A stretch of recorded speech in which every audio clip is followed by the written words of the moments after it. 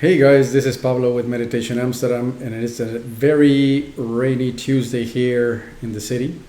Major thunderstorm, very cool, summer storm. And I wanted to do a kind of follow up on the last video about the chakras. And if you haven't listened to the last video about chakras, I recommend that you do. It's about how they act as doors or gatekeepers between upper and lower tiers of reality, if you will, that exist in our mind and body and in the environment. And in this video, I wanted to take a different angle, and it's a complementary angle to the one that I mentioned in the last video. So chakras do act as gatekeepers, and we need to reconcile, or so was the point of the last video, we need to reconcile upper and lower, apparently paradoxical points of view in order for the chakra to open.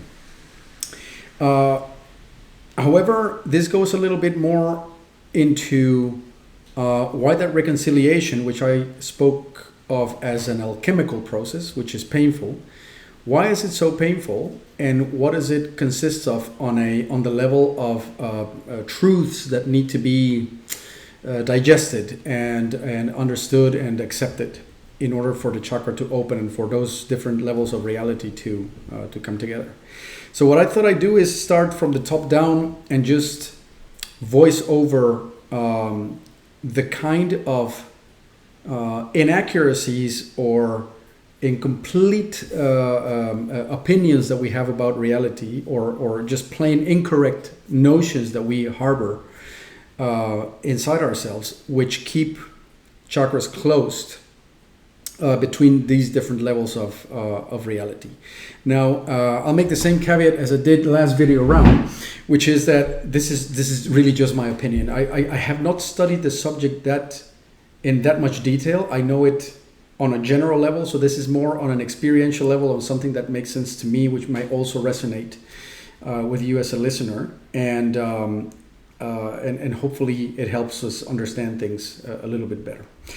So if we start with the crown chakra, or Svadhisthana, it is the chakra that connects us to divinity. So now, when this chakra is closed, the truth that we have not assimilated yet is this notion that we are not a separate entity.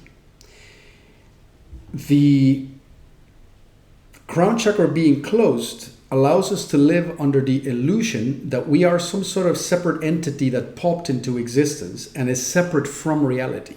In other words, we didn't grow out of the planet, we didn't grow out of the universe, or as Alan Watts would say, we are not the sound of the Big Bang as it keeps exploding, but rather we'd like to think that we are some sort of separate observer or witness of reality that is not entirely part of reality.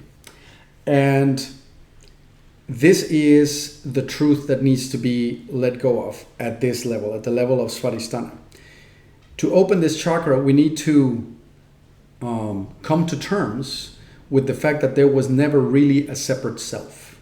There was never a separate individual, that was a trick of the mind to make us think and feel as some sort of autonomous entity, when in reality we are part and parcel of the entire universal system of reality.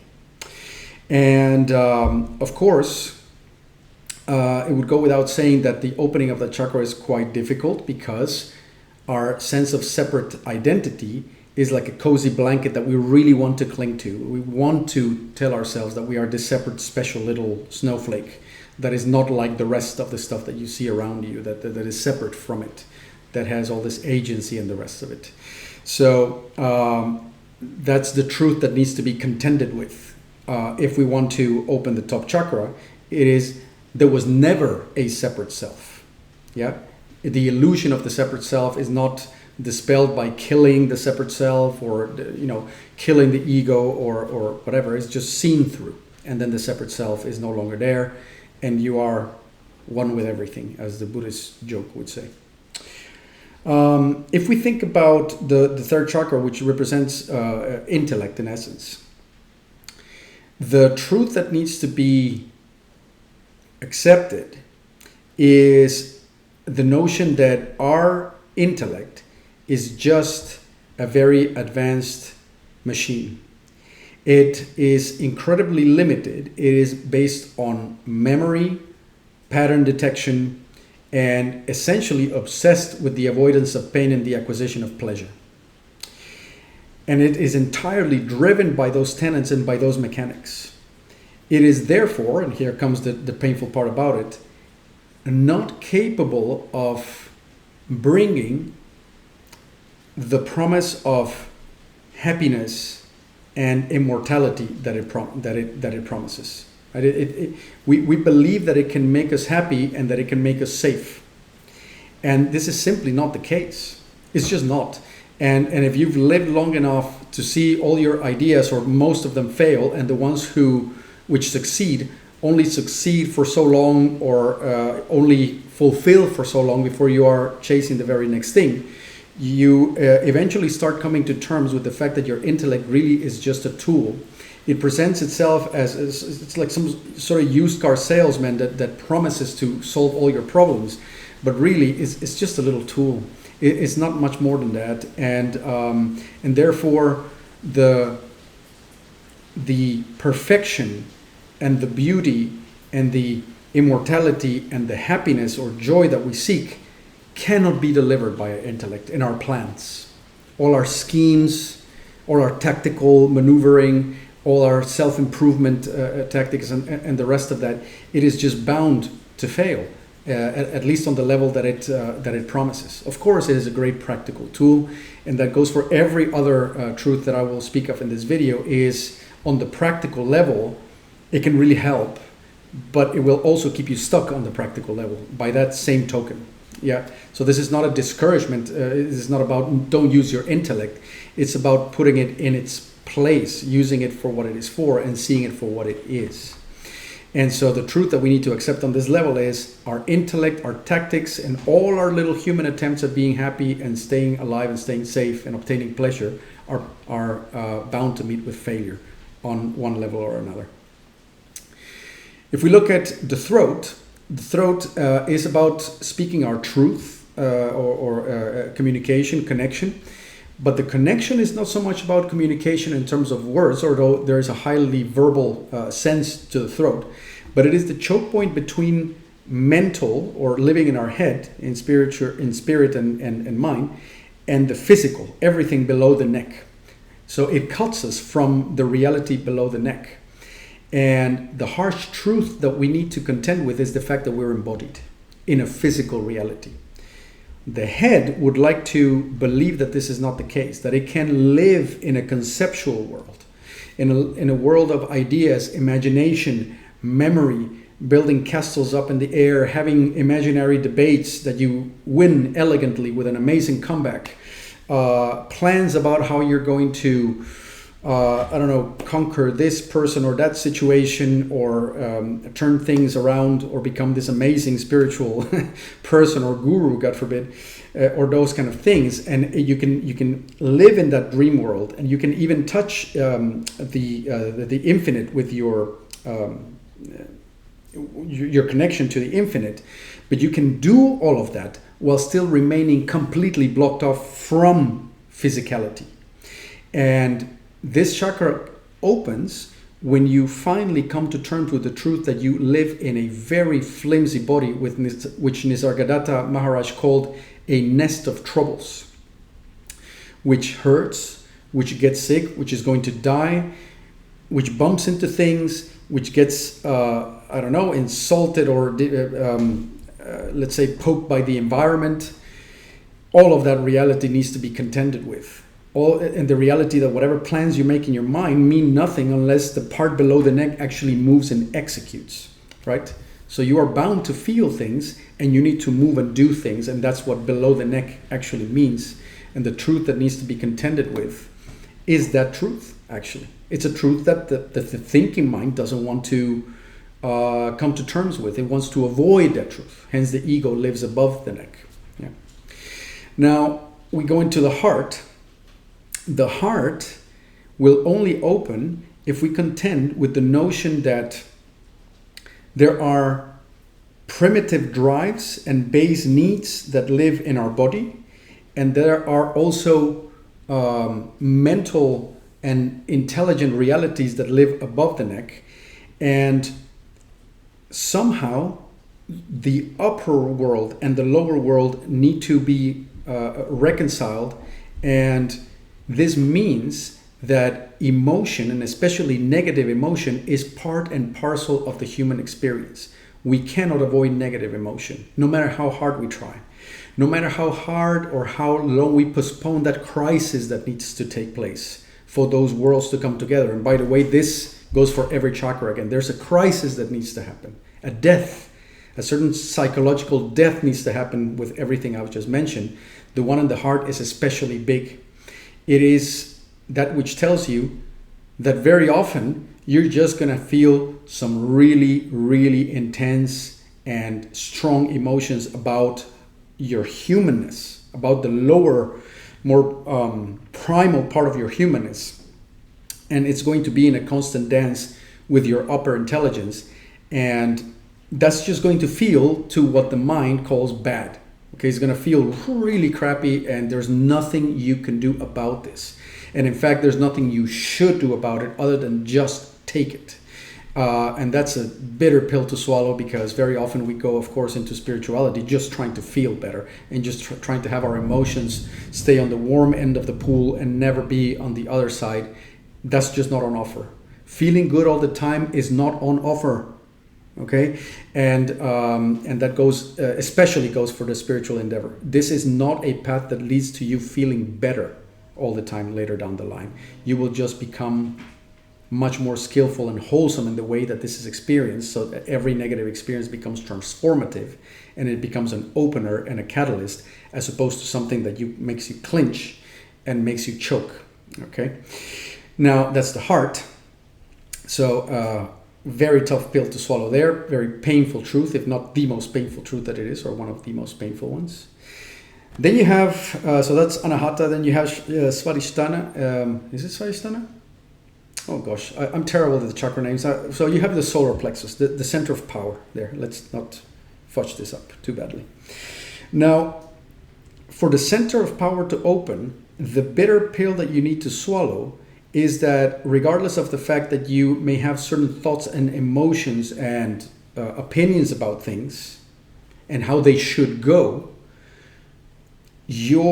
all your intelligence and all your emotionality have a limit in the kind of effect that you can have in the world, and whether you can the kind of power that you can muster from within to make changes in the world that are in favor of thought and emotion that feel good. And in other words, your personal wants and needs are going to meet head on with reality all the time. That's what it means. And so you can have wants, you can have needs, and you can feel in a certain way about it, you can have a certain opinion about it, and you can use all your intellect to try to change stuff. But it's going to meet with reality, which lives in the world of base desires and physical action. And that is the hinge of the center of power. Going back to Maharaj, he said something very interesting. He said that he found that the broader his scope of concern, the more power he found himself having. Meaning, the more you are concerned with your mental tactics and trying to feel good all the time, so trying to feed your dopamine and also your serotonin, interestingly enough, the more you just want to feel good individually, this center is not going to open, because you're trying to have your tiny little individual powers make an effect in the whole machinery of the universe. And the discrepancy between those is enormous. It's almost infinite. You're almost infinitely small. Reality is almost infinitely big. And the only way for you to become bigger is to let go of the smallness in you, to let go of your small wants and needs. And letting go of those is tremendously difficult. You can only do it when you come to realize that your effect is so small, and that you are better off being part of the whole soup of reality. And until you do that, until you let go of the pettiness within and the illusion that that pettiness can be satisfied through your own tactics and emotionality, then the center of power is going to stay closed. Now, we have then the second chakra, which is about sexuality. And for that one, of course, well, there's a lot to disentangle there. If we take purely the drive to procreate and acquire a partner, then of course we will come head on with the reality that we only have so much influence on that arena as well. That's pretty obvious, right? So this whole drive to let's say mate with the best possible partner is going to come against a lot of resistance and competition from reality, and therefore our power, our emotion, our intelligence are all going to be sort of in the service of that, but not able to make it happen because the factors in that equation are also pretty big. But equally interesting, the second chakra needs to come to terms with something even more painful than not being able to get the partner that you want. Because when you do, you may come to realize that they don't really bring what you were looking for. In other words, the notion that your other half can be found out there, that you have projected the other half of you, whether it is your anima or your animus, depending if you're a man or a woman. In the case of a man, you've projected your desire for your own femininity out into the world, or to come to terms with it. That's the Jungian vision. If we look, we could look at another Jungian angle, which is you've projected your shadow out there and you're trying to conquer it. You're trying to come to terms with it through the vehicle of another person. And it just can't be done that way. It might be enabled through the vehicle of another person in a relationship, but that's a kind of roundabout way of doing things in the Buddhist view. And so this is a painful pill to swallow. There is no one out there that can complete you, and there is no alternative or no substitute for the alchemical work of finding your other half inside. And that's it can lead to fear of loneliness. It can lead to fear of this notion, or coming to terms with the fact that your consciousness is bisexual in nature. Okay, so that doesn't mean that you as a person are, but consciousness certainly is, and it just feels like being invaded by feelings, sensations, and flavors of consciousness that we typically want to reject because they don't match with our identity. And if we go to the root chakra, well, that's the one that you need to contend with in terms of you can't make yourself survive. You cannot use any of the other 6 chakras to make your body live forever. You are rooted in physicality. You are part of the natural world on that level. And all the others, we could try to employ sexuality, intelligence, emotions, and you name it, communication or whatever, or even our attempts at becoming one with divinity. We could use all of that as some sort of heroic attempt at bartering with death, right? It could be all one huge endeavor to go like, well, maybe if I tick all those boxes and I play all my cards right, then I'll be the exception to this rule. And you can't do that. It's not on offer.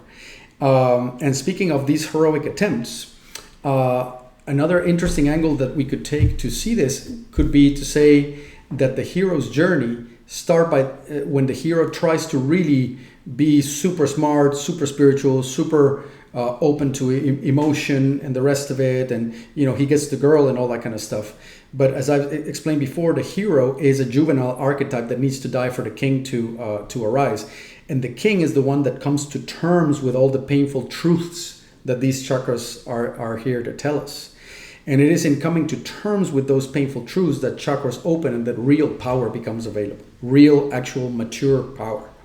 Everything else is just playing games, and it's playing games that have been fed by traditional psychology, which wants to just make a functional ego that does well on those areas of life, and and also does well with pop psychology, which tells you, oh, don't worry about internal alchemy and your anima and the rest. You can just use these tactics to get a good partner, right?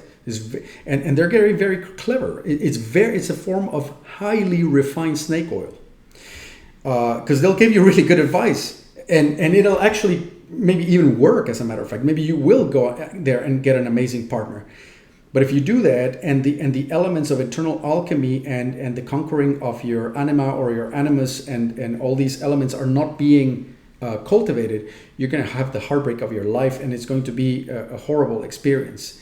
Or maybe it will be nice enough, but it's not going to deliver on the full potentiality of the human system, which is kind of what we're trying to advocate for in this channel, right? And several others out there as well.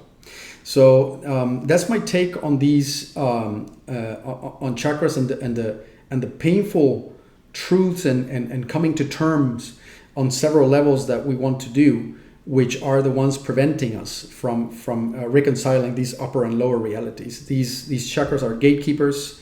They are there to protect us from these truths. Psychology wants those truths to kind of not really be dealt with, but rather to find a way to sort of see the sunny side of the street and be functional regardless of them. But that's not where it's at. There's a certain death needs to happen on each of those levels. It will feel like desolation, very, very often, like hopelessness, and you name it. But that's the alchemical path. That's the higher path. It's very, very narrow, very demanding, very painful as well, very long, potentially long. Some people say that all you need to do is realize. I take issue at that personally. Has definitely not played out like that for me. And I cannot see how you would just open all of these at the same time and then become happy-go-lucky all of a sudden without several crises or psychosomatic crises taking place, which need to be dealt with, negotiated with for the serious work to really be done. Perhaps it's just a mental model that I hold and that is holding me back. There's always a chance of that being the case. It has not been my experience. Whenever I try to bypass this work, I find that I'm just ignoring a looming crisis that needs to be allowed to take place. So it's my take on it anyway. Share it for whatever it's worth. And I also, as usual, I'm interested in what you guys make of it. So do share it in the comment section. As usual, if you think that these topics can benefit others, then your liking, sharing, and subscribing makes the content more available out there. It's also very motivating. I'll be back with more videos pretty soon. Thanks for listening. Cheerio. Bye-bye.